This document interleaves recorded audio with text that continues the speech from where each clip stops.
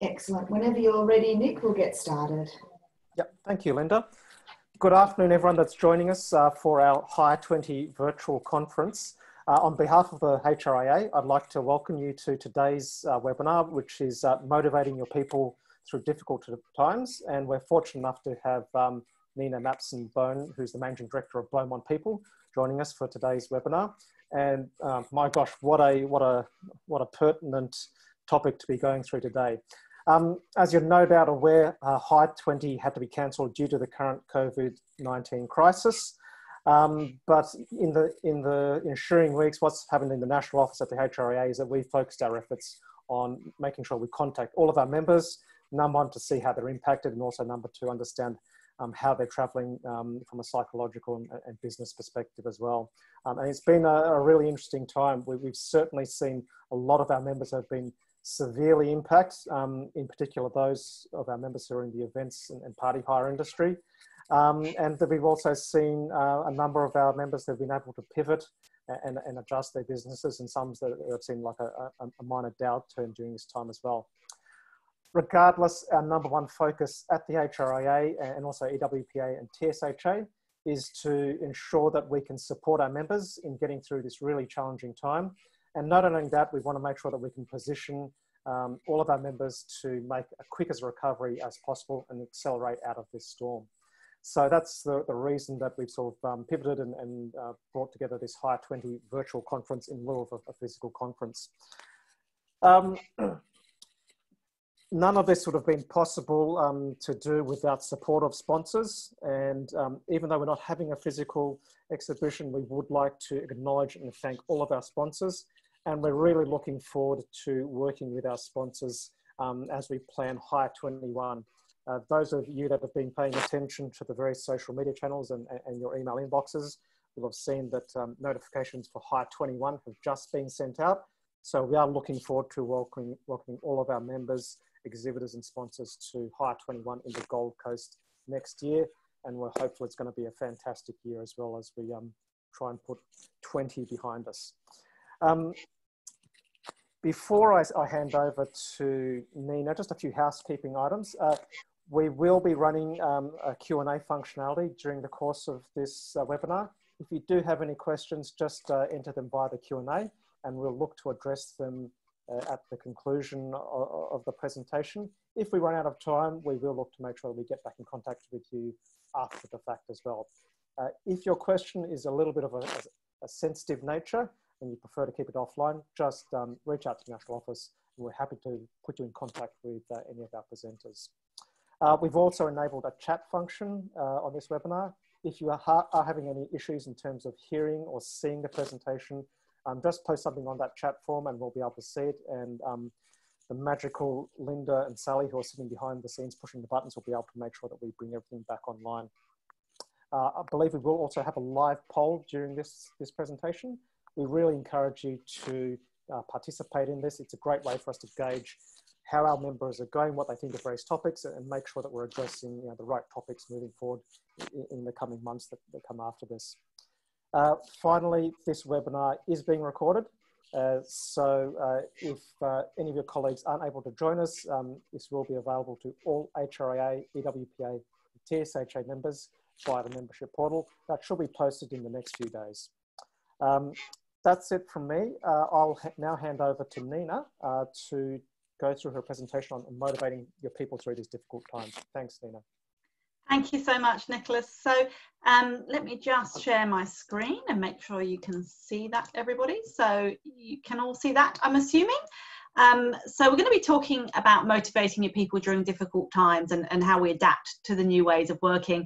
And before we kick off, I think it would be really useful to do the live poll at the beginning, because that will help us get a sense of where you're at, but also give us some feedback more generally as well. So I might ask Sally and co to start running the live poll if they can, so that we can get that up. And as that is coming, here we go. So we have it up on the screen now. So if I could encourage you to answer these questions, that would be great. How many of you are working from different environments? So is the whole workforce working from a different environment? Is at least half the workforce? Or a few people but not many? Or is your location not changed? So that would be a great indication there. I know Sally can see when you have all completed it, so she will give us a sense of when it's ready to share, and probably usually takes a minute or two to run through. The great thing, and the reason we want to know this, is because if we get a sense of how much you've shifted in terms of the way that your workforce has shifted, that will help in terms of some of the items we're going to cover today. That will really help us assess that and target the speech accordingly. So let's have a look here. So just one of you, 6%, the whole workforce is in a different environment, and often different environment means work from home, but obviously it can mean different things. At least half the workforce, and a few but not many for most of you. And for some of you, then the location hasn't changed at all. So that's great. So thank you so much, Sally, for sharing that. I'll close that out now, and we will start the presentation. So in terms of what we're going to cover today, we're going to talk about 4 different key things. And as Nicholas said, I really encourage you to ask any questions. We've deliberately left some time at the end for Q&A, because often we find that that's where the, I guess, the kind of richer conversation comes up, because some of the things we're going to cover today we can touch at the surface, but we can't necessarily get into the real detail of. So if there is something that sparks in you, feel free to type out a question. No question too silly, and you know, if you're worried, feel free to make it anonymous, but I'd really encourage you to ask those questions. So in terms of motivating your people, we're going to look first about how you lead by example. Very difficult to motivate others if you're not leading well yourself and also motivated yourself. We're going to talk about how we engage through technology, with at least half of you, or 40% of you, having shifted your environment. There's probably been a shift in the use of technology. And for those of you where you have had some do it, you might be working a shift system, for example. You might have a number of people in your showrooms, but have maybe less people than they used to, and have different shifts working. So I'm sure technology has taken on an increased role in terms of how you're managing your people. Then from that, we'll talk about how you look after your people, but we're going to finish with how you look after yourself, which leads back to the very beginning, because I'm a big believer in the fact that you can't do a good job of leading your people if you're not looking after yourself well. So let's look at leading by example. And I think one of the things to think about initially is, how do you maintain your own motivation? Now, hopefully you're all in a situation now where there's become some sort of regularity, some sort of consistency to what we're doing. I know with leaders that we've been speaking to, and I'm lucky enough in what we do as a recruitment firm, we speak to thousands of organisational leaders from all different industries. And so I'm lucky enough to hear all the different impacts across different industries and get best practice from them. But the first couple of weeks of this, back in March, we were all running on adrenaline and trying to work out what it meant for our organisations and what we were going to do about it. And that kind of adrenaline fueled us. And then I think there was a collective slump as the adrenaline wore off. And then it feels to me like we've got back into a bit of a rhythm now with whatever it looks like. And there's also a bit of excitement and hope as we're seeing some of the restrictions lifting. And perhaps if you had shifted to have some people at home, you might be bringing more into the showrooms, more on site now. So that makes a big difference. But the key thing is, how do you maintain your motivation? And the first thing you've got to think about is making sure that you're motivated so that you can help keep your people motivated. If you're not motivated, and there will be times when you're not, and I'm sure, no doubt, I mean, I have a 12-year-old son, I have all sorts of things going on in the background at home. I'm sure, like me, you've had times where there's been other distractions that's impacted your motivation. At least call it out and at least own it, and try and think about how can you do that authentically in a way that's appropriate, but try and kind of at least be honest about it when it's not happening, to keep that motivation. The other thing in terms of leading by example is be really conscious about making promises that you can't keep. Now, for example, if you've been severely impacted, you might be wary of guaranteeing people that their jobs will be secure in a long-term sense, because you may not yet know what the long-term impact is going to be. I'm sure you've kind of got through the very short-term planning and the kind of business crisis stage, but what is the long-term impact? If you're on JobKeeper, how is that going to impact you once that comes away? And it's very difficult as a leader to tread that fine line between being authentic but also being positive and upbeat, and that can be really tricky. So really think about how you're communicating and your communication style with your people. And it's exacerbated by the fact that it may not always be in person, and we'll talk about that a bit later. But really think about how you're communicating. It's important to be positive, but it's also important to be pragmatic. And what I would suggest that you do, and I'd encourage you to do as we go through this, is whenever you have to communicate something with your team, think about what's the hardest, most difficult question they could ask you, or what's the thing that they could say that might get under your skin, and really think about how would you answer that and practice it, and maybe bounce it off another manager or another organizational leader to check for how it might come across. And if at any point you're concerned about how you're going to communicate with your people in terms of making sure that that comes across well, then maybe that might be the time to pass that communication on to a different leader in the organization. So just have a think about how you're going about that. All of this has been made much more complicated with what we've gone through since the pandemic hit us, because of the speed of change that we're going through. And as I mentioned earlier, I think that's slowed down a little bit now, but I mean, the first few weeks, I'm sure you remember, were just kind of crazy, but it has slowed down now, but there's still a lot of change. You know, there's still, people are still assessing, okay, well, let's say New South Wales, I'm based in Sydney, so let's say we're at stage 1, we're about to go to stage 2, we know that there might be stage 3 coming. What does that mean for us? When can we do certain things? What does it mean for us personally? What does it mean for our organizations, and how can we manage that well? These are all things that we're having to deal with on top of our normal day-to-day jobs at a time when we're probably struggling in terms of performance more than we've ever struggled before. So that speed of change is not helping how we lead by example and how we show up as leaders. So acknowledge that and know that, and just bear that in mind when you're thinking about how you show up for your people, and be okay with slowing something down if you need to. I mean, obviously there might be certain things you can't rush, but don't rush for the sake of it, and don't let the speed of change with the external things make you feel like you have to act at that same speed if you do have time on your side. So just bear that in mind as you're running through how you might show up for your people. And then the last point on leading by example, and this is a thing that often people don't think about from themselves, is a piece around self-awareness in terms of where you sit on what we call the trust versus performance scale. So as leaders, we all naturally sit on this continuum, in that we either are very trusting of our people. We're the kind of leader that says, yep, great, this is what I need you to do, leave you to get on with it, completely trust you. That's just our natural style. There are others of us that may be much more around, I really need to understand what you're doing and how you're doing it and when you're going to do it by, so that I can have a sense of understanding and commitment from you to give me a sense of knowledge around your performance level. And we sit on that scale quite naturally in terms of our styles. Now, one of the challenges that we've been hit with all this change is that has become harder. So if we're quite high on the trust scale, where we just leave our people to get on with things, there are all sorts of challenges that have been thrown at us where we might need to dig into the detail a bit more, and we might need to be a bit more across what's happening. So it's important to recognize where we sit on that continuum, and just really to do some self-assessment on whether we need to adjust our natural style a little bit to ensure that we can get the best out of our people, and so that we can lead in terms of how we're asking them to show up. So just 4 points there to think about for yourselves in terms of the things that you can personally do when it comes to helping your people. And I start with it because the better you are as a leader, the more likely you are to get the best out of your people. Now, bearing that in mind, the next thing you want to think about is how you can engage your people through technology. Now, I understand that there was 12% of you that haven't shifted at all, so you may not be using an increased level of technology. For the rest of you, you probably have some level of increased technology.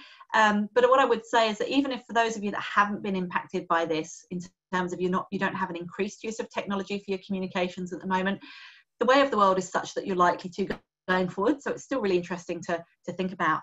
A lot of organizations have had to kind of pivot to online interaction. So for example, what we're doing right now, we're seeing organizations having meetings on Teams or on Zoom.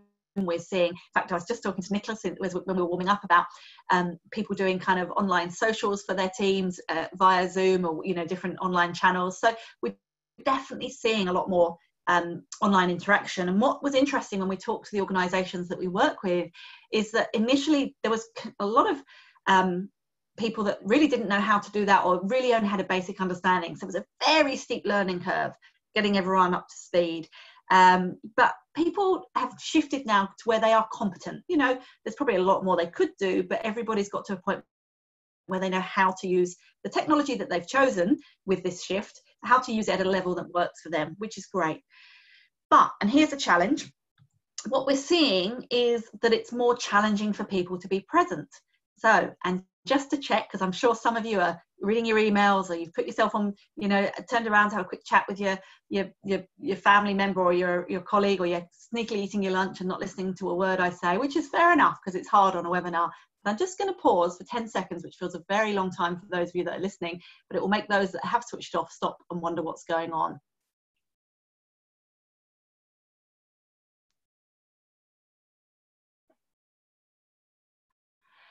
So for those of you that just looked up and went, I wonder why she stopped talking, the point we were making was that it's very hard sometimes when we're engaging online not to be present. And it's very difficult to kind of keep that attention span there the whole time. So I'd really encourage you, if you are communicating as a leader to your team, really important to look at the camera first and foremost, so that they feel that you're engaging with them. So I'll give you an example. I try my best to look at the camera, and hopefully right now you can tell I'm looking at my camera. But what most people do, and even I will from time to time, it's very tempting, we sit and we look at the picture of ourselves, because we want to check that we look okay, we want to make sure that we're doing okay, and it's very easy just to focus on that little box of yourself to see, how do I look? Am I engaging? Am I fun? Am I being interactive? But that doesn't engage the eye contact that we need when we're talking to people, and we miss that in-person communication. So really think about looking at the camera when you're talking to people. You're probably all across this, but make sure that you have, if you're doing Zoom, everything on gallery view so you can see all the faces. Really try and get that idea of seeing people's facial responses to read a bit of body language. And even now, something I'd encourage you, if you're watching the webinar, you've probably got, most of you automatically defaults have my slides taking up the vast majority of your screen, with a little box of the person speaking at the side. If you hover over between the two, you can see a double line, and you can drag it so that you can make the presenter bigger to be maybe half of the screen and the slides half of the screen. And it may sound silly, and not that I particularly want to be bigger on your screens, but it does actually make it more engaging when you're looking at the face and the person rather than the slide. So just things, little trips like that. And think about your tone and your body language, because very important to try and keep those energy levels up when you're communicating to people online. So just a couple of tips there in terms of that online communication, which you will have, most of you will have done more of, but some of you might find that you have to do more of going forward. But one thing to bear in mind with the technology is that there's a bit of a tension we're seeing amongst our teams between what we call screen fatigue versus human connection. So we did notice initially that there was, people were really excited that, you know, they wanted the connection. They were very much locked down in isolation. They wanted to, people were on Zoom meetings, they were doing trivia nights online, they were doing house party, there was, I was involved like in an online Pictionary game, lots of fun things. And I know lots of organizations have done, as we were saying earlier, done those socials to try and keep people engaged. But one of the challenges that we've got now as we're coming out of isolation, as we're either already been in our workforces or we have people returning to the on-site location, is that people are balancing their need for human connection with that screen fatigue. And not everybody wants to socialize on a screen. And we're realizing that it can be really quite draining just to sit and look at a screen, even if it's a social function. It's not the same as talking to somebody in person. And one of the things that can be challenging about that is that your people in your teams, they'll sit on different scales. Some of them will still be really wanting to have that interaction and wanting to have kind of office, you know, socials online and some sort of participation. Others will be really over the screen stuff and not doing anything that way. So trying to get that balance right can be really tricky. And it's one of those things, it's probably even worth asking your teams where they sit on that and getting a sense, a bit like the poll we just did earlier, in terms of where people are at with the different workforces, just to get a sense of how much a proportion of your teams are over screen versus wanting to connect. And that will give you some sense of whether you should keep trying to do the connections or whether you should try and minimize them to the essential things. I want to take a moment to talk about emotional intelligence, because in terms of motivating your people, and the reason so much of this is focusing on communication, I know this is about motivating your people, but so much of how we motivate our people and how we get the best out of them, particularly in difficult times, is about how well we communicate with them. And so this is why I want to talk about emotional intelligence, which a lot of which comes down to your ability to read people's body language and to be aware of situations outside of your own kind of internal monologue. And we know, I'm sure we've all seen the stats before, that 55% of communication is body language. Now, that has been challenged recently for two reasons. If you are on site, if you're in your showrooms and you're working on site, whilst you're still able to physically see somebody, the body language has been impacted by social distancing. So obviously we're not as close. We can't share the element of physical touch. So we're a pat on the shoulder, you know, or a handshake hello might kind of help with the body language in terms of getting a sense of how the person feels. We still can't do those things. And also where even if you're in person with somebody and they're maybe, say you're socially distancing, you're 1.5, 2 meters apart, if they're a little bit anxious, they're there, but they might be a bit anxious, and you know, you might see them turn away, you might see them behave in a body language way that is different, that we would normally read as they're not engaging with me, but it might be because they're worried that they thought they heard you cough, or that they're just concerned that you might be getting a bit too close to them. So there's a lot of body language coming into play even when we're together in person that's different given what's happening. And then of course there's a real challenge around body language when we're working remotely and when we're connecting with people, even on video technology. So for example, I'll give you an idea. Right now, I'll put my hands down. As you can tell, I'm somebody who gesticulates, so it's quite easy to read my body language. But if I put my hands down, I could be slumped like this. And if I'd started like this all the way through, you wouldn't know that I was sitting slumped. From where you are, you might just think that that's the way I am. Or I could be sitting up really high in my chair. And again, if I'd started like this, you wouldn't know if maybe I just had a low back chair, or if this is the way, this is actually me slumped, or whether I'm sitting upright. So it becomes much harder to read body language, and particularly for those in your team that may not be, you know, I'm obviously quite a vivacious and sort of bubbly personality. If you've got people that's not their natural style, it can become much harder to read their body language.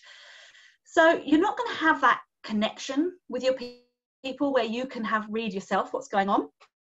The other thing is, if you're not in person with them, if you're not on site with them, even if you're working, say, a split shift system and you've got people on site, but you're not on site with all of your people all of the time, it's very hard to know how they're feeling. You don't get the same kind of what we call the insider track. So when everybody's on site at the same time, you can wander around the showroom and, you know, you might have someone come up to you and just say, hey, just so you know, I just heard Bob have a bit of a disagreement with a customer. And you're, oh, great, thanks very much. I'll see if I can jump in, or I'll check in with Bob in a minute and see what happened. And you can pick him up. We don't have that insider track if we're not there in the same way. And those little bits of incremental feedback that we get just by being in the same room as somebody are being lost. And so it's really important that we think about that from a communication perspective, and that we really make sure that we put more time into communicating with our people.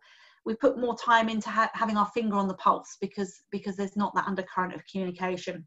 And to do that, I'd really recommend having more structured one-on-ones. If you don't have one-on-ones at the moment, I'd encourage you to do so. And I'd certainly encourage you to have quite a structured agenda around them, to make sure that nothing slips through the cracks that you might have otherwise picked up by that kind of, I call it MWBA, management by wandering around. It's actually one of the most underrated skills there is, but it's a really crucial skill. So that was all about communication, and it's important to think about, because it's the biggest challenge in leadership anyway, and it's obviously been heightened by what's going on at the moment. The next thing to think about is, how can you actually then make sure that you're getting your best out of your people, particularly if you're not there with them all the time.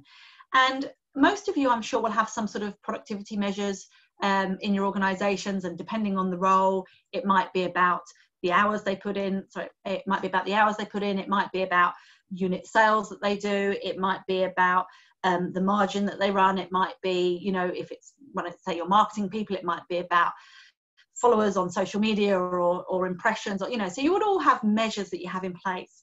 But what I would really encourage you to do right now, if you're not there, and it's really good practice, is to get some practical measurement in place by role type. And obviously they're going to be different. You're going to have different people in different roles. It's going to be different for your financial accountant, to your marketing person, to your people on the showroom floor.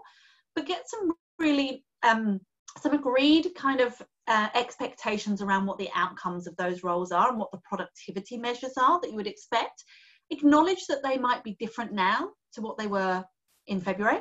Understandably, your organisation might not be working at the same level of productivity, but come up with something that's fair and reasonable, and then put in some practical measurement around it. It might be an activity report. You might have a system in place already through your customer relationship management database, or and you can do these things on Excel, or if you have access to Office 365. There are some tools in there that you can use in their various apps. But think about putting something in place. Now, we spent a lot of time earlier on communication. How you communicate this is crucial, because if you just go out and tell your people, this is what we expect, this is what we want you to do, you might get their backs up, and that's not going to help them necessarily. You want it to be reasonable, but the main reason for doing it is you want them to feel a sense of achievement. We know that people that feel like they're doing well do better. And right now, when they may not be doing what they were doing before in terms of productivity, any sense of achievement is really good for them. So you want it to be realistic. You don't want it to be so low that they're not stretched, but you don't want it to be maybe what it was in February either. So really think about that and spend some time putting that in place. Get them to agree it's reasonable, and explain why you're doing it in terms of helping them finish each week with a sense of achievement, knowing that they've done a job well. Most people don't come to work because they want to do a bad job. Most people do actually want to do quite well in their work. So it gives them that sense of satisfaction. So spend some time on that with your people. It would really help them. But the other thing you need to do is also look after your people. You can't just kind of set them the targets without actually taking the time, particularly now, to look after them. And obviously there's a health and safety aspect, and I'm sure you've all been really careful about this. I'm not going to go into this in a lot of detail. There's specialists on the WHS side, and I'm sure you've all put into place your COVID-19 plans. If you haven't, there's some really good stuff on the Safe Work websites to help with this. But you do obviously need to make sure that you're meeting your regulatory requirements from a health and safety perspective. That's the first step in looking after your people, but that's your baseline. What I would say that you really need to think about if you want to get the best out of your people right now is this idea that stronger mental health makes more productive people. Now, I just want to spend a minute on that, because we kind of know that to be intuitively true. I'm sure every single person listening at the moment, I'm sure either you or someone very close to you has struggled with mental health at some point in our time. We know statistically that that's likely to be the case, even if we've not necessarily expressed it. And we know ourselves from our own experience or that of the people that are close to us that, you know, they're just not as productive when they're not in the right headspace. So really important to think about that for your people and put the kind of productivity measures hand in hand with making sure that you're doing everything you can to help their mental health. And it can be tough, right? Because if you've got somebody that's struggling, they're not necessarily doing as good a job as you would like, and that can be quite frustrating for you as a leader. So trying to kind of come from that place of empathy, but with the right level of, we also need you to do your job, can be tricky. But that's why this stuff is hard, and why you have to think about that. And just some things to think about, I guess, is that the isolation that we've gone through and the quarantines and the lockdowns that we've had will have made some people feel very isolated and very vulnerable. But also, as we come out of that, there will be a number of people that feel quite vulnerable by that. If they've got underlying health conditions, or if they've got family members in their household that do, or even if they're just, got a general level of anxiety about a pandemic, it's natural that there might be an increased level of that kind of vulnerability. Plus, we might have people in our workforce that have been at home much more than they would have been in an environment that's not healthy for them, with perhaps unhealthy relationships. We know from the charities that we work with, there's been a significant increase in domestic violence, in mental health issues, and some of those things. So there might be a level of vulnerability going on in their personal life that we're not even aware of.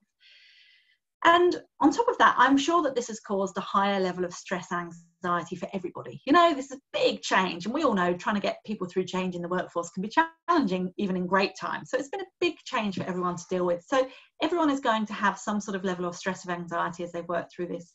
And one of the things that you need to think about as a leader in terms of looking after your people is making sure that you're a manager and making sure you're there for them, but also just getting that balance right between being kind of a counsellor. Obviously, if somebody needs professional help, the very first thing you need to do is refer them. Please don't try and be their help if they actually need professional help.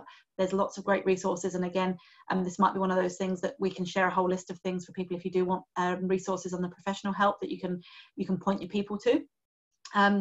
Just one off the top of my head, Beyond Blue have done a whole heap of resources around the pandemic and the professional help around that can be accessed online on the Beyond Blue website. So do bear that in mind. But what I would say is, if you're somebody that's quite a resilient person naturally, and you're maybe not, your style is not empathetic leadership by nature, just be aware of that, because you might need to just slow down a bit and take time to ask your people how they are. How are they feeling? How are they feeling about the showroom being opened up? How are they feeling about more people coming in? How are they feeling about the potential return to on-site if they've been working from home? And at least talk through their anxieties with them, because often you can find that talking through often what they're thinking and what they're worrying about, those worries aren't real. We talked earlier about that. We're missing that kind of inside track. So what we do when we're at home or we're isolated is we tend to fill that with our own mental chatter, and that's not always helpful. So sometimes just talking to your people can really up that, I guess, that understanding, and you can help clarify. And I'll give you just a very personal example. We're just ourselves making the move to allowing people to come back into the office. We've all been working from home, and we said that we could have up to 5 people at any one time. We said all the way through, this is last week, we just announced this, we said it's voluntary. Nobody has to, but if you'd like to, we just need to make sure that we can manage no more than 5 at a time. And one of our people heard somewhere along the line that was mandatory and got quite worried about it. Now, that's not what was communicated, but this is where there can be real challenges in communication. So we really need to take the time to check in. How are you feeling? What's your understanding of that communication? Are you comfortable with where we're going? And mostly it's just clarification so that people understand. So do have a think about that in terms of looking after your people. Because one of the things that we've really witnessed in as a result of what's happened is what we're calling isolation escalation. Try saying that if you've had a glass of wine. This is water, just to clarify. Isolation escalation. So we know that because we're not all on site all together all of the time, we're missing that kind of that communication that we used to have. And what we notice sometimes as a result of that is that issues become much bigger than they need to be. And I'll give you an example. When you're all on site, you might stand up and do like a morning briefing, say with the whole team before the showroom opens. And as you're doing that briefing, because we talked about body language, you can see the faces, people can ask questions there and then. They're listening because they can't physically be anywhere else. They can't necessarily look at their phones or look at anything else while they're standing in front of you if you're doing it on the shop floor. And so it's much easier to check. And also if people are confused or they're not sure or they feel upset by something, you might see that in their face, or they might say, hey, sorry, is that what you meant? Because this is just how I heard it. And if they don't ask you, they'll ask a colleague, hey, did Nina just say that? I can't believe she just said that. And the colleague will probably say, no, that's not what she meant. What she meant was this. And a lot of that gets clarified in the moment. One of the challenges we have when we have split systems going on or entire workforces from home is we don't have that ability to check how our communications have been received real time with every person in the organisation. So you can give the communication and you might be doing it to half the people in the shop floor and the other half might have dialed in. Or you might do one on one day and then the next day do it to a second shift and same communication, but obviously you're never going to quite say the same thing in the same way, and the 2 teams will talk and then they'll say, but that's not what Nina said, and you won't even know because they're doing this online with each other and messaging, and things can get out of hand. And what we're seeing, and I've talked to 3 leaders that have all shared this with me, that they've had exactly the same situation. We're seeing that conflicts in the workplace that would normally be resolved in a 10-minute conversation are sometimes taking up to 7 hours of toing and froing and mediation and discussions because it's escalating in people's minds. So we really need to try and get that communication out there, and we need to really get that recognition and celebration because we're missing a lot of that. We talked about the social side of getting everyone together, when maybe virtually, when we're not all in the same place at the same time. But there's also the recognition, when you can do MBWA, management by wandering around, someone will tell you a story about a great conversation they've just had with a customer, and you'll get to say, well done, that's fabulous there and then you might share that story with somebody else, and there's a lot of incidental celebration and recognition that happens. But even if we've got some in the showroom and some at home, we don't get the whole picture from that front, and it gets missed out. So really thinking about how can we ensure that we get those communications happening from a celebratory perspective. And some fun things I've seen people do. We, for example, we do a good news every Friday. So we finish at lunchtime on a Friday and we do good news. Everyone has to share 3 things that went well that week, and everybody joins in, and it is virtual, but it's fun and it's celebratory, and it's a really good way of hearing. And everybody, you have to come up with 3. So those of us that might be a bit reticent about kind of self-praise, you have to come up with at least 3. So it does really encourage that, I guess, that celebration. And the other thing you can do is really try and encourage your team to celebrate each other. So encourage them to share. If they hear of a good story, it might be that you've got some people in the showroom when you're not there, or some people on site when you're not there, but they hear a good story. Get them to share it with the whole team. Really encourage that sharing and make it okay to keep telling people they've been doing a good job and telling them well done. That's a really important thing. And as I mentioned earlier, think about those one-on-ones and how you structure those to try and make sure you get really good conversations happening. Now, I just want to cover off a couple of things that some of your people might be thinking, and how you can deal with those and how you can encourage them to deal with those, because that's coming up a little bit at the moment as well. So one thing is that we're seeing that some people are worrying that their colleagues think they may not be working hard enough. And that's particularly when, so one of the things about being on site and all being on site together is you can see how hard there's a visibility to your work ethic. And we've lost that at the moment, and people sometimes if they're working from home, they feel that they need to be kind of proving all the time they're working or trying to kind of respond to everything, and that's creating quite a lot of stress for our people. So I really would encourage you, and this goes to what we were talking about in terms of productivity. I'd encourage you to really agree short outcome goals with your team. So it might be as short as weekly goals, or even daily goals for some people, but what are you actually trying to achieve? What do you want your people to achieve? They need to meet the SMART goals, which is the 5 components that are quite commonly known. So specific, measurable, achievable, realistic, and time bound. That's quite well known, the SMART goals. But in addition to that, they need to meet the extra 5 components that you can see on the side of the slide here. So not just specific, measurable, achievable, realistic, and time bound. They also need to be agreed. Doesn't matter how specific they are. If the other person doesn't agree that it's a reasonable goal, then it's not agreed. It needs to be understood. So you need to ask them to talk back. What do you mean by that? Are we clear? Are we on the same page? It needs to be supported by you. What help do you need from me to help you achieve that goal? And then it needs to be reviewed and refined on a regular basis. Was that a good goal? Do we need to tweak it? Do we need to make it harder? Do we need to make it easier? So that we can really try and keep people focused, and that they know then that whatever is agreed, they're not going to worry that they're not working hard enough, because they know that that's your expectation of them.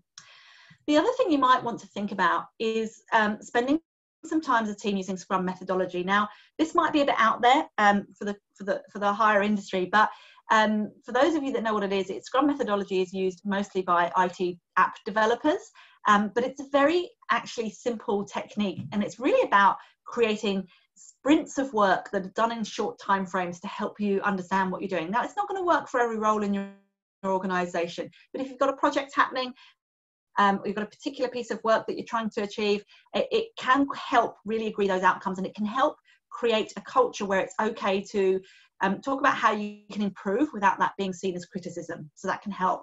If you want to find out more about it, visit the Atlassian website. You've got the link there. These slides will be shared, I'm sure, afterwards. I've got no issue with that. So that will help give you the information on that. But it's a good tool, and it's worth thinking about, is all I would say. The other thing that your people might be worrying about is whether they are as productive as they used to be, because a lot of people are feeling like they aren't. And so a couple of things to think about there, and the frog will become apparent in a moment. The first thing is that it's important that you acknowledge as a leader that the world has changed, and that's okay. We know that. We don't necessarily expect everybody to be performing at the level they were in February. We need to find the right balance between what is an acceptable level and what will keep the organisation going, and kind of making that transition. And how do we do that, as I said earlier, with empathy and results, but getting that balance right, but accepting it is the first thing. And we need to then find ways to feel good about what we're achieving, which is why I've spent so much time on this, in terms of getting some sense of productivity or goals that you want from your people. I think it's really important that we create cultures with our people where we can ask for feedback, where we can ask them for feedback on how we're going, or what's working for them, or what they would like more of or less of. And also how we can encourage them to ask for feedback to make it okay to try and help them get better. So a simple question I'd encourage you to use whenever you're talking to your people, if you are doing one-on-ones, is to finish with, what else can I do to help you? What would you like me to stop doing? What would you like me to start doing? Or what could I do differently to help you? That's stop, start, do differently. And encourage your people to ask the same of you. So Nina, in terms of my performance, what would you like me to stop doing? What would you like me to start doing? What could I do differently? And creating that culture of feedback can make such difference to people knowing their expectations and then helping them meet those expectations. It's important that we chunk tasks down together when we're working. It's much more efficient if we do that. So, and it's harder for us to do that when people are working from home, to see if they're doing that. So encourage your teams to chunk tasks down together. And the reason for the frog is that you can encourage your team to eat the frog. Now, this is a saying that actually comes from Mark Twain. I didn't know this until the other day. We have an American in our office who always talks about eating the frog, which is where this came up. And I only realized the other day it comes from Mark Twain. And it goes like this. Apparently, Mark Twain said, if you start the day every day eating a live frog, it will be the worst thing that happens to you that day. Now, obviously, I am not encouraging anyone to go out and eat live frogs. Please do not harm animals in any way. But the point is that if you've got a day that you've got a task that you need to do that you're worried about, or that's causing you some anxiety, just get it over and done with. It's often never as bad as you think it's going to be, but also once you've done it, you feel a real sense of pride and achievement. You feel like you've been productive. It almost doesn't matter what happens for the rest of the day then, because you feel like you're on top of things. So really try and encourage that with your team. We use it internally. It's a good one that kind of helps from that perspective. The other one that we see come from our people, so the flip side of I don't feel very productive is that I can't believe there's so much to do. Where did it all come from? I feel overwhelmed. And depending on the roles of your organisation, you might even have some within your team that feel this and others that don't feel like they're being productive. But good to try and acknowledge which of your people are falling into this category. And really just some simple time management techniques will help them with this, along with making sure that your expectations and their expectations are aligned. So really encourage them, and if you feel this way yourself, encourage you to get organised. So I know it sounds obvious, but you find the system that works for you. It might be a to-do list, pen and paper. It might be your calendar. It might be Trello if you're online, or Teams. There are all different ways you can do this, but I'm not a proponent that there's a right way or a wrong way. I'm a believer that best way is the one that works best for you and your personality, and the same for your team. So think about that. But what I would encourage is that you get your people thinking about these categories: urgent and important, important but not urgent, urgent but unimportant, and neither urgent or important. And then prioritize the work accordingly, because if you're trying to do everything at once and there is too much to do, you're just going to get burnout, and that's not helpful for your productivity or trying to get your people through this. So really important to think about that.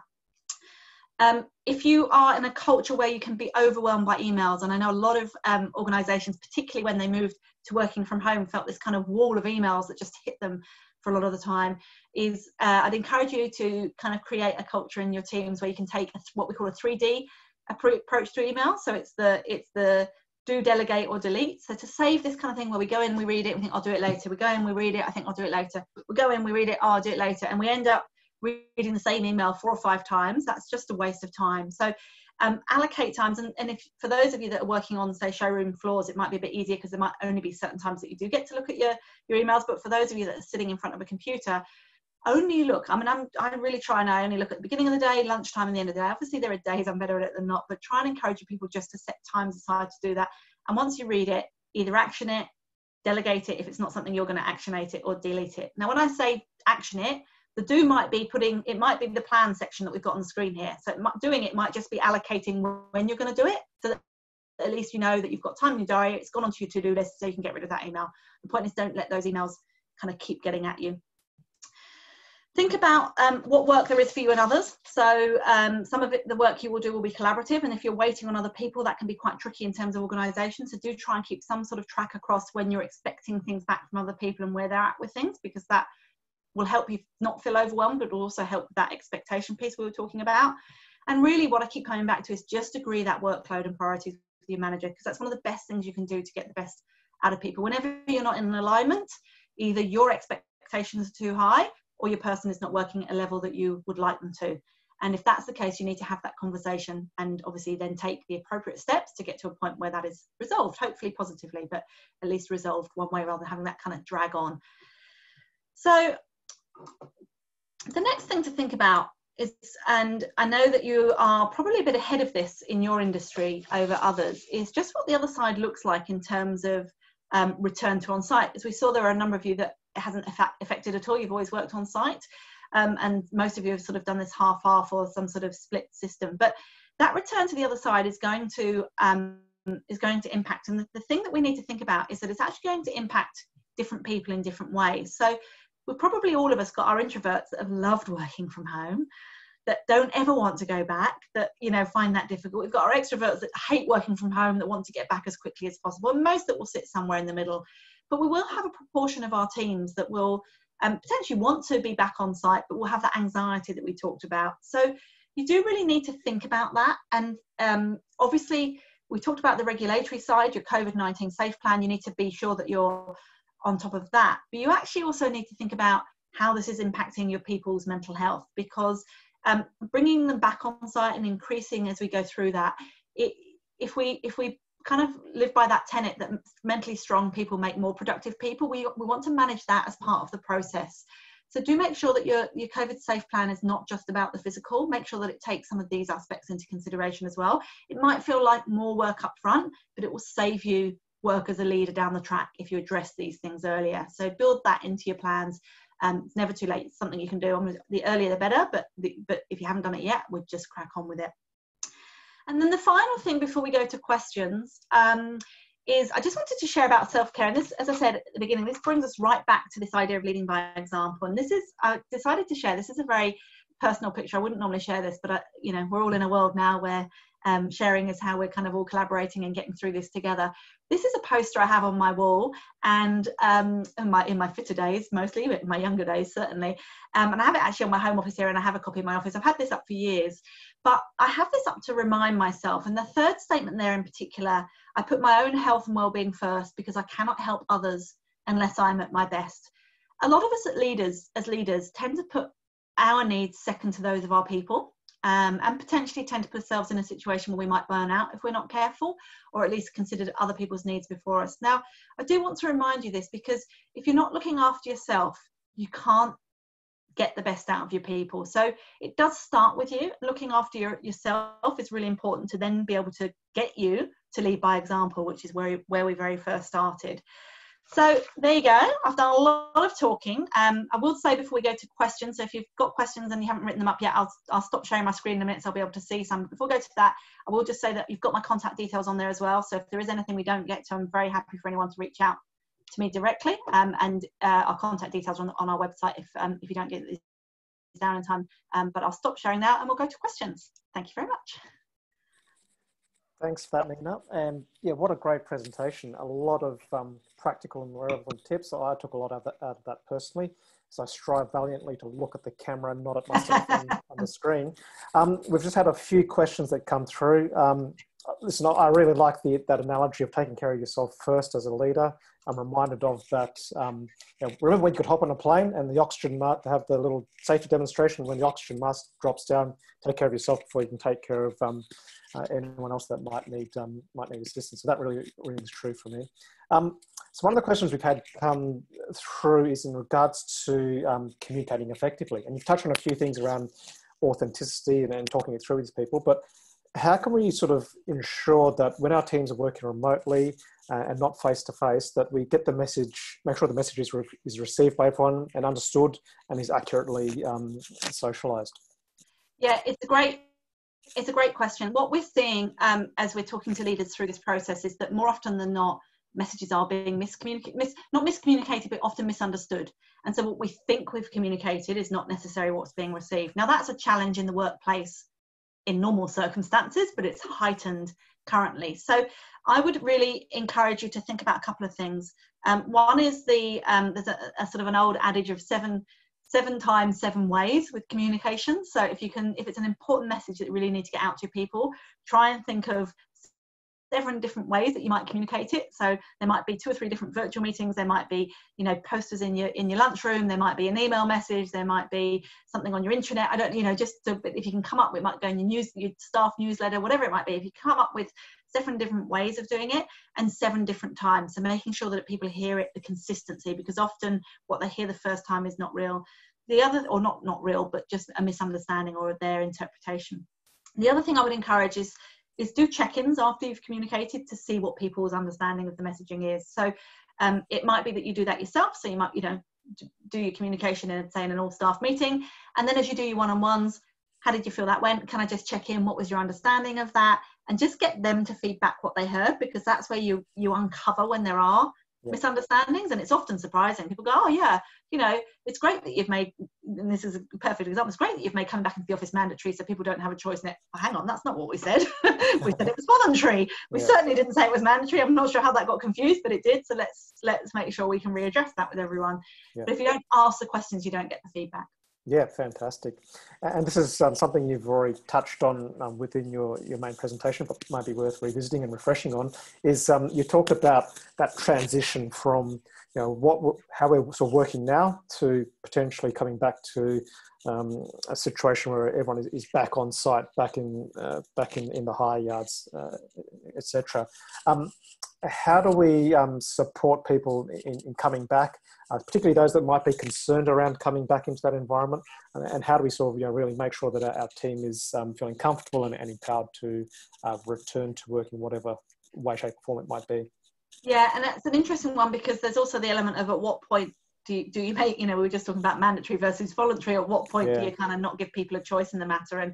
And what I would say, and I'm sure this is obvious, but it's probably worth saying just to be clear, everything you can do where you get people to do it of their own volition always works better. So so sort of leading positively rather than with fear always works better. So if you can encourage and cajole and explain, and and it does take longer and it's more draining as a leader. There are times, I know we all have times where we go, just do what I tell you, it would be easier. I don't want to have to do that, I'm your boss, just do it card kind of thing. But so the more we can have the patience to do that, the better it's going to be.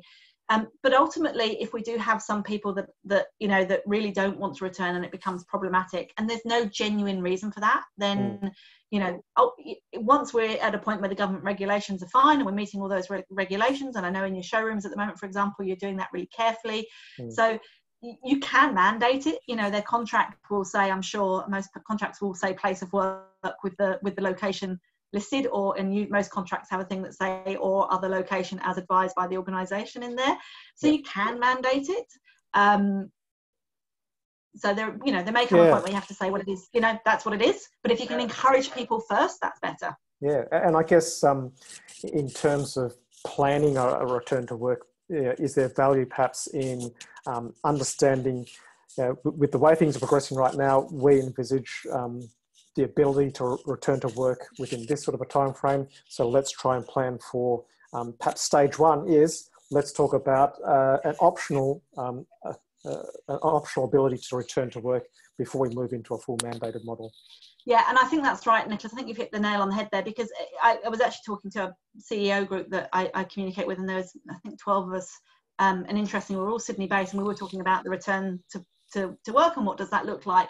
And it was different for each one, but the one thing that came out of that everybody agreed with was that people felt much more comfortable when they had dates associated with it, even when the communication was, this is the target date, but obviously that could change because it depends on the government regulations, it depends on whether there's second wave and all of these kind of things. But based on what we're hearing from the government, we're targeting, so for us, for example, right now we're targeting 5 people. At a point in time when the government moves to stage 3, we'll do a shift system that will still be voluntary, and at a point in time after, we anticipate that will be July.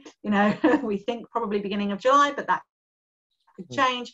We anticipate once we've got the hang of that, then we might give that anywhere between 1 month to 2 months before we move to a full return to work, mostly for us because we're right in the centre of Sydney, to see how public transport copes, because we can't work from home, so we figure let's not contribute to the public transport challenge. But I think that sense of timing helps give people a level of comfort and time to adjust as well. So I would agree with you there. If you can put some timing around it, you just need to give yourself the caveat that it could change, because it could change again, right? Absolutely, yeah.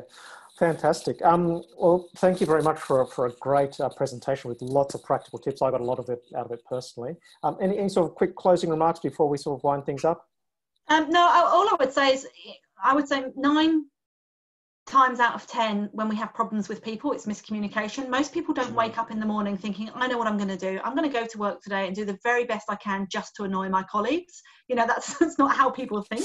So not most people, there are the odd few, but most people. So what I would say is that I'd encourage you with all of this to just bear that in mind and really just slow right down and really take time to understand. It's hard. It's made harder by everything that's going on. But it's kind of that more speed, less haste, or whatever the expression is. We spend more time up front, it will make less problems in the long run. So the analogy is, get the pebble out of the shoe before it creates a blister. Take the time to deal with it when it's small rather than when it's big. Yeah, fantastic, great. Well, thank you once again, Nina, and thank you, Beaumont people, for providing those fantastic insights. Just to wrap things up from our end, as always, we really appreciate any feedback. When this webinar finishes, a little survey will pop up for you to complete. We'd encourage you to complete that. The more information we get back, the more we can do in terms of tailoring the content that we provide for our members in the future. I'd also encourage you to join any of the other High 20 webinars that are running over the course of the next 3 days. So there's some really great content, and we're very fortunate to have experts in a number of fields who will be presenting. And I'd also remind you that these webinars have been recorded, and I think Nina's sort of very generously offered to make her slide deck available to us as well, so we can make that available to you as well. Also, I should mention as well that some of our High 20 sponsors and exhibitors have put up show specials or virtual show specials. So we will be communicating that during the course of the next few days as well, as we just compile that all together. And also that we are very much looking forward to High 21 returning to the Gold Coast, which a lot of our members have been to previously. On the caveat that we can run this next year, and we're somewhat optimistic that we can. We're really looking forward to seeing our members face to face again, and then also getting that in-track dialogue happening as well. Nothing beats face to face. Finally, if there are any questions and following on from this, please do reach out to the office. Is our number one priority. So from the board of directors through to the national office, to the state committees, the work groups and the subcommittees, we have pivoted. Well, we are really focusing on ensuring that what we do as an association is support our members as much as possible during this storm, and also that we give you the tools and information to hopefully position your businesses in the best possible position to accelerate out of this and recover as quickly as possible. I'll wrap it up. Thank you on behalf of the HRIA. Please stay safe, and we look forward to engaging with you in the coming days. Thank you.